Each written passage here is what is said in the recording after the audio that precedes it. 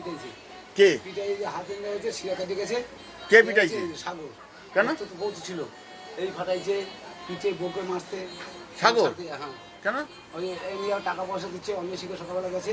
এদিকে যা হবে ক্লাবে বলছে মিটিং হবে, এদিকে দিদিতে আসবে না সব। কলকাতায় আমি বড় দিতে গেছিলো, এদিকে আমাদের আত্মীয় স্বজন ভর্তি হয়েছে, সব ঢুকবে। ওকে, ও তো পাশের বাড়ি তোমার। পাশে আমার বাড়ি এসে পিঠে গেছে। কেন? এমনি ওই কাটতে শিরা কাটি গেছে, সেলাই করতে। বাবা, সেলাই করতে কত গেছে জানো? ঘুরে গেলে তো কম পাইতাম 1000। বাবা ওই কত মানুষ গেছিল এই ঠিক করেন এ করে বুনটা যারা তারা করে। আমি ঘরে বলে তুই আমি মাগি এরকম মাইক দেয় কেউ না। যদি আমি গান আমি যে এই দুনিয়া কাজ করি না কেউ বলতে পারবো না ডাক্তারবাবু আমার ছেলে হয় না, কিন্তু কোনো কাজে না বলি না, আকাম নোংরা কাজ আমার করতে হয়, কিন্তু আমি খেতে হয়। আমি খারাপ না একেবারে কথা মারছে ডাক্তারবাবু এই সেলাই দিয়েছে। দেখো কালকে সেলাইটা দিলে নগদ যদি ভালো হয়, এই সেলাই আবার কাটিয়ে দিতে পারে। বাবা, এই সেলাই কাটতে গ্যারেন্টি নাই। কটা সেলাই পড়লো? 4টে দিয়েছে ফাঁকা ফাঁকা করে। ফাঁকা ফাঁকা করে দিয়েছে? হ্যাঁ একটু। তা বলছে কি এই সেলাই কেটে গেলে আবার সেলাই দিতে হবে। আর যদি যখন মারতে তখন যদি কইতাম কালকে মারতে দুপুরে আর আজকে সেলাই করলাম, তাহলে আমার কালকে যদি আমার সেলাইটা করতাম তাহলে সেলাই থাকতো নগদ সেলাই। ওটা আজকে করেছি বুঝলা, ওই জন্য দেখো আবার সেলাইটা দিয়ে দেবে না। তুমি তো ডাক্তার, তুমি তো সব বলবে।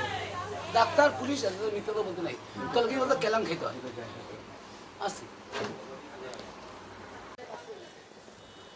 সেলাই করতে এখন তাকে মারতে সেলাই এই মারতে বলতে মারতে মারতে ওই মেয়েটা চলে যাবে, দেখতে পেয়ে যাবে, যাবে ওই দোকান পেয়ে যাবে 50 টাকা